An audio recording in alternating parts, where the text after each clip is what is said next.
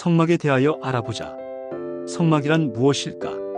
성막은 하나님께서 사람들에게 자신을 나타내시는 표시였고, 사람들에 대한 하나님의 구속이 의지가 드러난 장소이고 예수 그리스도의 모형이라고 할 수 있다.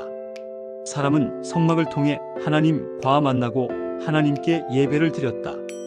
또한 사람들에 대한 하나님의 계시가 이루어지는 곳도 성막이었다. 성막의 여러 명칭들은 어떤 것들이 있을까? 1. 성소. 내가 그들 중에 거할 성소를 그들을 시켜 나를 위하여 짓되. 2. 장막. 장막이라는 단어는 라틴어에서 기원된 말로 단순한 천막을 가리키지만 히브리어 본래의 뜻은 거주하는 장소를 의미한다. 3. 회막.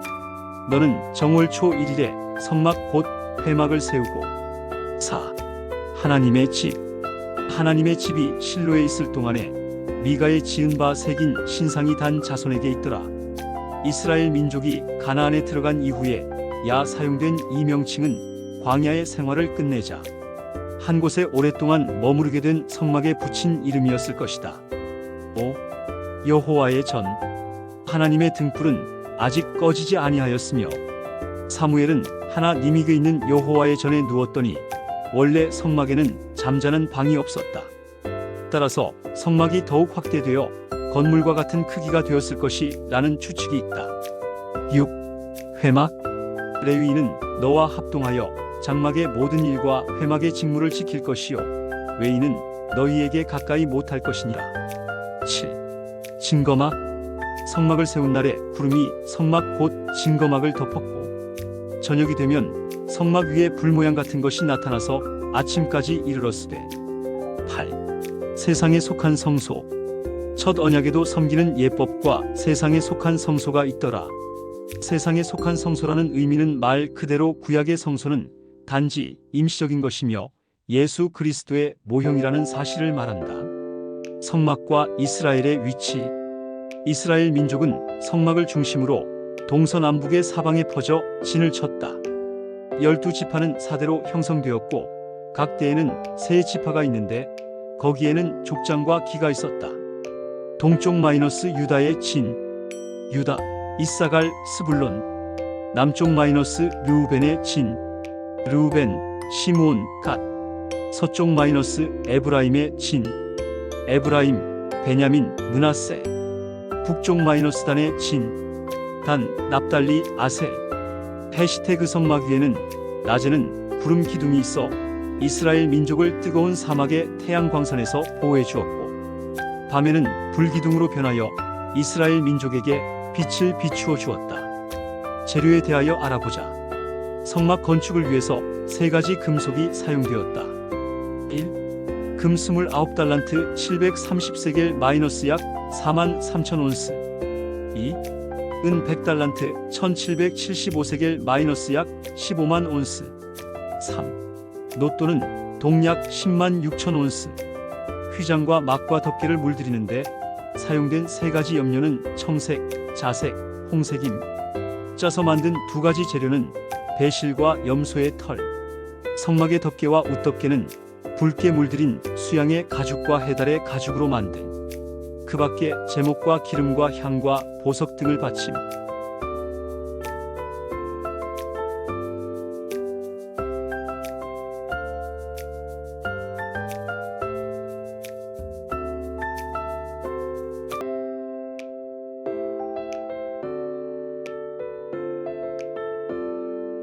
해시태그 성막 건축을 위하여 바쳐진 재료의 가치와 금속류의 중량.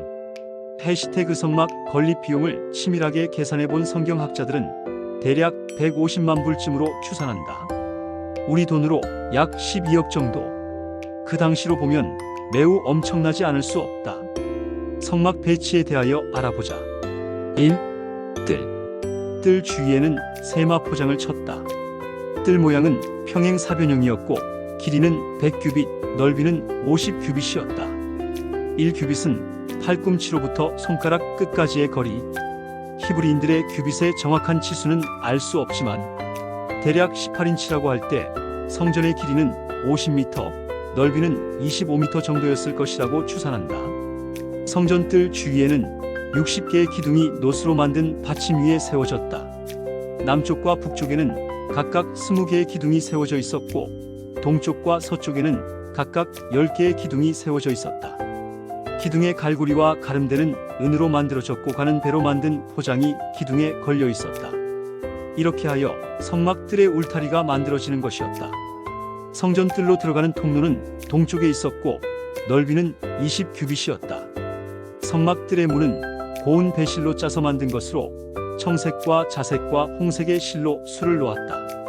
이 놋제단은 성막들의 문을 향하여 놓여 있다. 이 제단은 조각목으로 만들고 그 위에 놋으로 싼 것으로 길이는 5규빗, 넓이도 5규빗, 높이는 3규빗이었다. 네 모퉁이 위에는 뿔이 있었다. 단을 위하여 놋으로 그물을 그 위 네 모퉁이에 놋고리 넷을 만들고 그물은 단 사면 가장자리 아래 곧 단 절반에 오르게 할지며 또 그 단을 위하여 채를 만들되 조각목으로 만들고 놋으로 쌀지며 단 양편 고리에 그 채를 꿰어 단을 매게 할지며 성막들의 문을 들어서면 맨 처음에 보게 되는데 정사각형의 입방체의 물건이 보이는데 바로 이것이 놋제단이다. 이 제단 위에는 거룩한 성화가 항상 꺼지지 않고 타오르고 있다. 이 제단 곁에서 희생으로 드릴 제물을 잡아서 피는 제단 위와 제단 주위에 뿌리고 희생의 제물은 제단 위에서 살랐다. 이 제단을 통과해야 하나님께서 임재하시는 성소에 들어갈 수 있었다. 이 놋제단은 예수 그리스도께서 짊어지신 갈보리의 십자가를 모형적으로 보여주는 것이다. 이 놋제단 위에 바쳐졌던 제물들은 예수 그리스도의 인류 속죄에 대한 죽음을 예표하는 것이다. 3. 물두멍은 경건한 여인들이 성막 건축을 위하여 바친 놋으로 된 거울로 만들어졌다. 물두멍의 모양과 크기에 대해서는 상세한 언급이 없다. 물두멍의 제작 목적은 아래와 같다. 아론과 그 아들들이 그 두멍에서 수족을 씻되 이스라엘 제사장들에게 무엇보다 요구되어진 것은 순결과 정결함이었다. 제사장들은 신발을 신지 않고 성막에 들어가야 했다. 또한 제사를 드리기 위해서 손을 깨끗이 씻어야 했다. 그들이 제물로 바칠 짐승을 죽이고 가죽을 벗기고 각을 뜨는 작업을 직접 했기 때문이다. 그래서 제사를 드리기 전과 드린 후에 반드시 손을 씻어야 했다. 제사장들이 그들의 손과 발을 씻은 곳이 바로 이 물두멍인 것이다. 만일 손과 발을 씻지 않은 상태로 제사를 드리면 죽음을 당했다. 4. 물두멍 저너머 성막들 서쪽 끝에 성막이 자리 잡고 있었다. 이 성막은 나무로 만들어졌는데 성막의 벽은 곤두세운 널판을 연결하여 은받침 위에 세웠다. 이 은받침은 모래 땅 위에 놓여져 성막의 기초에 구실을 하였다. 북쪽과 남쪽 벽을 이루는 조각목 널판의 수는 20개였고 서쪽 벽은 8개의 조각목 널판으로 세워졌다. 동쪽에는 조각목 널판으로 벽을 만들지 않고 문으로 사용했다. 이 조각목 널판들은 모두 금으로 쌌다. 또 조각목으로 띠를 만들어 조각목 널판들을 두게 하였다. 청색, 자색, 홍색 실과 가늘게 꼰 배실로 수놓아 장막문을 위하여 장을 만들고 문장의 기둥 5과 그 갈고리를 만들고 기둥머리와 그 가름대를 금으로 쌌으며 그 5받침은 놋으로 만들었다. 성막의 길이는 30규빗이었다. 성막은 휘장에 의하여 두 부분으로 나누어져 있었는데 첫째 방은 둘째 방의 크기의 2배 정도였다. 첫째 방을 성소라고 불렀고 둘째 방은 지성소라고 불렀다. 성소 안에는 금 촛대와 떡상과 향단이 있었고 지성소에는 법궤가 있었는데 그 법궤 뚜껑에 속죄소와 그룹이 있었다. 이 속죄소 양쪽에 세워진 그룹들 위에 하나님의 후광이 비쳤는데 이는 하나님의 영광과 어미와 존엄성이 같이 한다는 것을 상징했다. 해시태그 성막은 다만 임시적인 건물이었다. 성막과 거기에 따르는 모든 기구들은 영구한 것이 아니기 때문에 마침내 사라지고 말았다. 더 화려하고 영구성 있는 건물이었던 성전도 다만 참다운 것의 그림자와 모형에 불과했다. 그 참다운 것이란 바로 예수 그리스도를 의미하는 것이다. 5. 성소 안의 떡상. 떡상의 위치와 구조. 하나님께서는 모세에게 떡상을 만들라고 지시하셨는데 그 내용은 출애굽기 25장 속에서 찾아볼 수 있다. 떡상은 조각목으로 만들어졌고 정금으로 쌌다. 주위에 금태를 둘러 떡상 위에 진열해 놓은 떡이 떨어지지 않게 하였다. 그 사면에 손바닥 넓이만한 턱을 만들고 그 턱 주위에 금으로 태를 둘렀는데 이와 같이 함으로써 떡상이 보다 튼튼하다는 느낌을 주었다. 이렇게 만들어진 떡상은 보다 당당한 외모를 지니게 되었다. 또 금고리 넷을 만들어 그 네 발 위, 즉 네 모퉁이에 달아 떡상을 맬 채를 그것에 꿰게 하였다. 또 대접과 병과 잔들을 정금으로 만들었는데 이 그릇들은 각기 다른 용도로 사용되었다. 어떤 그릇은 소금과 포도주를 담는데 어떤 그릇은 향을 담는데 사용되었다. 이 그릇들은 누룩 없는 12개의 떡과 관련이 있다. 떡상과 그것에 부속된 그릇 등을 가리켜 순결한 상이라고 하였다. 떡상의 길이는 12덩이의 떡, 진설병은 고운 가루로 만들어졌다. 떡덩이는 모두 12개였는데 이는 이스라엘의 12지파와 같은 수였다. 또한 제사장의 흉패에 달려있던 보석의 수와도 같았다. 10이라는 숫자는 이스라엘 민족과 여러 가지로 연관이 있다. 6. 성소 안의 금 등대, 재료와 기술. 가장 정교하게 만들어진 이 등대에 관한 내용은 출애굽기 25장에서 찾아볼 수 있다.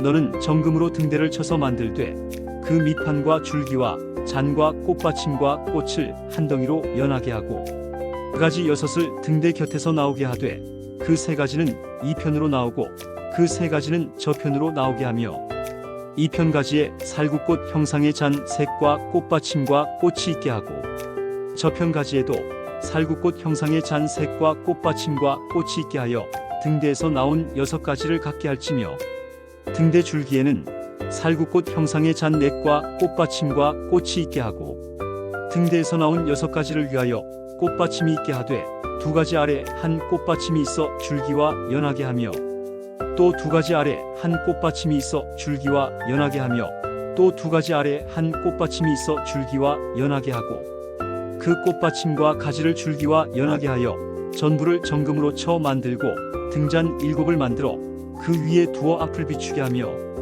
그 불집게와 불똥 그릇도 정금으로 만들지니 등대와 이 모든 기구를 정금 한 달란트로 만들되 너는 삼가 이 산에서 내게 보인 식양대로 할지니라. 금 등대는 성소 안에 있었는데 떡상을 향하여 양쪽에 놓여 있었다. 금 등대와 거기에 부속된 모든 그릇들이 모두 금으로 만들어졌다. 기술이 훌륭한 기술자가 망치로 쳐서 느린 금으로 좌우에 균형이 잘 잡힌 아름다운 모양의 등대를 만들었다. 등대 줄기와 6개의 가지는 꽃과 열매로 장식되었고 그 꼭대기에는 정결한 감람나무 기름이 가득 담긴 등이 놓여 있었다. 금덩이를 쳐서 이와 같이 훌륭한 모양의 등대를 만들어냈다는 것은 이것을 만든 기술자의 기술이 뛰어나다는 것을 보여주지만 사실은 하나님의 능력이 그들과 함께 했기 때문이었다. 등잔의 용도는 주로 등잔은 빛을 비추기 위한 것이었다. 모양이 우수하고 정교하게 장식된 금 등대는 부드러운 빛을 온 성소에 비쳤을 것이다. 이 불빛은 떡상과 향단 위에도 비쳤을 것이다. 이 등대는 조명을 위하여 사용된 참으로 훌륭한 기구였다. 제사장은 끊임없이 순결한 감람나무 기름을 등잔들 속에 부어놓고서 금으로 만들어진 불집게로 까맣게 타버린 심지를 잘라 금으로 만든 불똥 그릇에 담아 내다 버렸을 것이다. 7. 성소 안의 향단. 향을 만드는 일에 대해서는 출애굽기 30장에 소상히 기록되어 있다. 너는 소합향과 나감향과 풍자향의 향품을 취하고 그 향품을 유향에 섞되 각기 동일한 중수로 하고 그것으로 향을 만들되 향 만드는 법대로 만들고 그것에 소금을 쳐서 성결하게 하고 성소에서 분향하는 향은 매우 엄밀한 과정으로 만들어졌고 또 아론과 그의 자손들만이 분향할 수 있었다. 우시야 왕은 이것을 지키지 않았다가 문둥이가 되었다. 향의 모형적 의미. 향은 주로 우리 주님의 중재의 귀중한 탁월성을 증명한다. 지금도 주님께서는 하나님의 곁에서 우리를 위해 중재의 기도를 드리고 계신다. 주님께서 하나님께 드리는 중재의 기도야말로 가장 향기롭고 순결하고 거룩한 향기가 될 수 있다. 향은 그리스도인들의 예배와 기도와 감사와 찬양 등을 모형한 것이다. 나의 기도가 주의 앞에 분향함과 같이 되며 나의 손 드는 것이 저녁 제사같이 되게 하소서. 다른 그리스도인을 섬기는 봉사도 향에 비유할 수 있다. 내게는 모든 것이 있고 또 풍부한지라 에바브로디도 편에 너희의 준 것을 받음으로 내가 풍족하니 이는 받으실 만한 향기로운 제물이요 하나님을 기쁘시게 한 것이라. 8. 성소와 지성소를 막고 있는 휘장. 재료와 모형. 이 휘장은 성소와 지성소 사이에 가로막혀 있었다. 그 휘장의 재료는 가는 배였다. 그런데 이 배는 청색과 자색과 홍색 실로 훈방된 것이었다. 이 휘장의 원형은 예수 그리스도이다. 히브리서 기자는 이 휘장을 예수 그리스도의 육체라고 하였다. 그러므로 형제들아, 우리가 예수의 피를 힘입어 성소에 들어갈 담력을 얻었나니 그 길은 우리를 위하여 휘장 가운데로 열어놓으신 새롭고 산 길이요 휘장은 곧 저희 육체니라. 휘장이 갈라지지 않은 휘장은 가리는 역할을 하였으나 갈라진 휘장은 계시하는 역할을 하였다.